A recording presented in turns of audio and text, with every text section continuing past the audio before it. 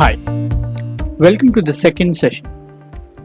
In this session, I am going to help you sign up for a Zoom account. There are a number of online applications to conduct online sessions, but I trust Zoom as I have been using it for the past 3 years. Zoom is the most reliable, user-friendly, and cost-effective online application. To start with, I am going to take you to my screen. So, to sign up for a Zoom account, first we'll have to go to zoom.us.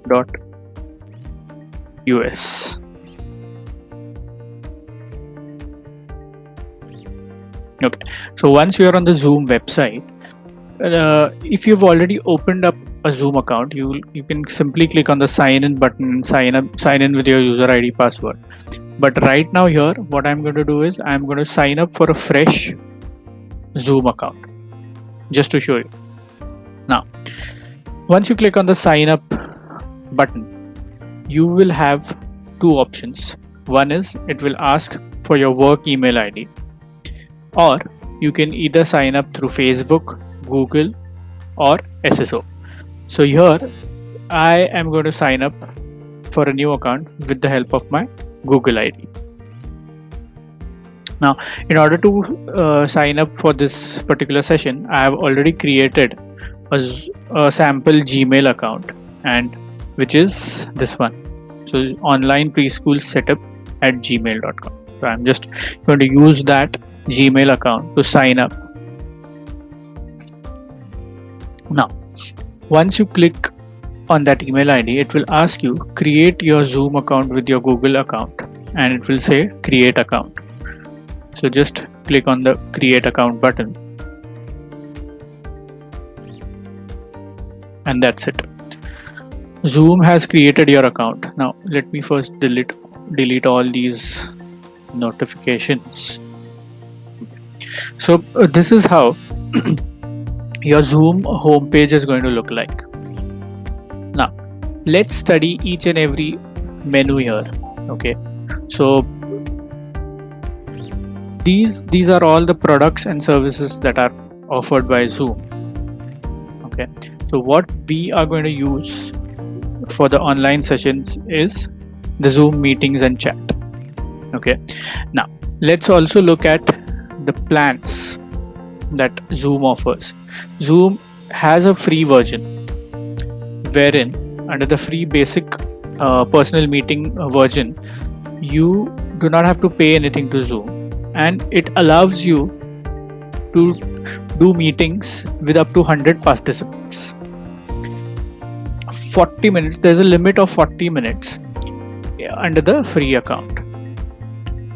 But what I would suggest you is, if your meetings are going to go up to 30 minutes or more than 30 minutes, then I would suggest you buy the pro version, which is around $15. Okay, so I use this particular version. Okay, so wherein it allows us to do meetings with a maximum of 100 participants, plus it doesn't have any kind of a limit. Okay, so there's no 40 or 30 minutes limit. The meetings can happen as long as for 24 hours. Okay, so I would suggest you to sign up for the pro version. Now let's first find out how to set up a Zoom profile. Now here, click on your icon and then click on the here. So your profile will open up. Let me again delete these notifications.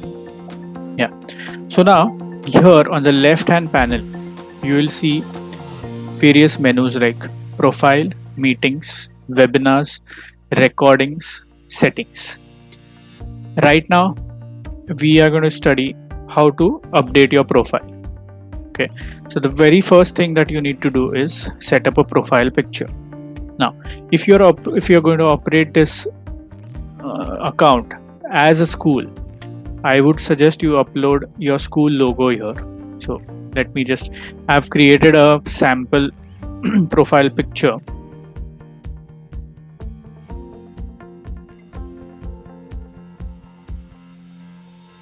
Okay, so this is a sample logo which I've made.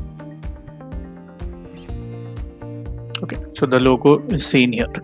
Now here, when I created my email ID, I had mentioned my account name as test zoom. That's the reason it is popping up here as test zoom. I can definitely change it. So suppose if you're you can put in your preschool name here. So let me take an example and let me just put in as XYZ preschool. Okay, these are other details which are not mandatory to be filled, but if you want, you can just fill up all these details.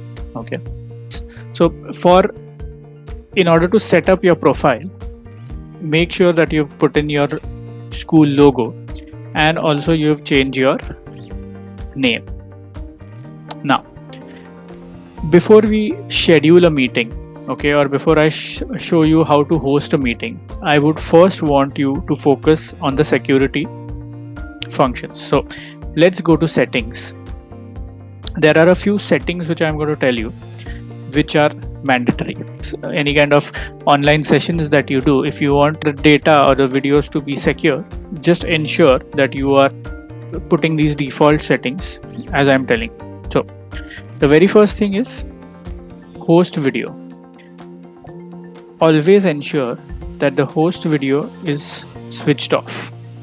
Okay, so this is right, when it's blue it is shown as it's switched on, so you should always keep it as switched off.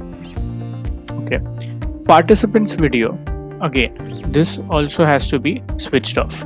Now once you schedule a meeting or once you start a meeting, there's always an option during the meeting you can switch on the videos.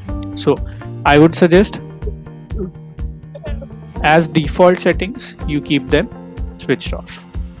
Now in term audio type, so what audio will Zoom connect to? So here it should ideally be clicked on telephone as well as computer audio. So what happens here is when you click on both, it will also, suppose if you're in a particular online session, if you're playing a video on your media player, the participants will be able to hear your computer audio, that is a video, as well as whatever you're talking. So just ensure that this is ticked on. Next option is join before host. So Zoom is asking here, should Zoom allow participants to join the meeting before the host arrives? So for example, if I'm hosting a particular meeting and if I am yet to join, but my participants have already clicked the joining link, so if I keep this as switched on, even before I join the meeting, my participant would be able to join in first. So I would want this to be as switched off, because I always want that once I have joined or once I have started hosting the meeting, then only I want my participants to join. The next option is enable personal meeting ID. Now here, this also should be kept on. What this basically means is, suppose if you are sending an invitation for a participant to join in, that participant will have to enter a personal meeting ID which you would provide him or her, and then only he or she would be able to join. So always ensure that this is switched on. Now there's another option which says use personal meeting ID PMI when scheduling a meeting. So for example, if now before I tell you about this, let me tell you that whenever you schedule a meeting, okay, there's a default meeting ID which is created by Zoom. It's a random number which is created by Zoom. which becomes your meeting ID. So now here, if you want to create a personal meeting ID, so for example, this personal email ID can be the name of your school. Okay, I don't suggest you have this. It completely depends on you whether you want to have a personal meeting ID as your school name, or you are okay with the random digits that are set by Zoom. So generally I put it as generally I put this button as off. Now the next setting is use personal meeting ID when starting an instant meeting. Again, it's up to you. You can just simply keep this as off and let Zoom, every time you set up a meeting, let Zoom randomly pick up a digit and make it as your meeting ID. Now the next option here is require a password for personal meeting ID. Now what this means is, whenever someone joins your meeting, they will have to enter a password. Till the time they don't enter, so in this case, now when we've already kept the enable personal meeting ID on, plus we are also keeping require a password for personal meeting ID as on, Zoom will not allow any person to join your meeting without the personal meeting ID, as well as a password which is set by you. So this is the security measure that you have to take, so that no participant is able to join the meeting without a meeting ID or meeting password. So please ensure that the require a password for meeting ID is switched on, as well as the enable personal meeting ID is switched on.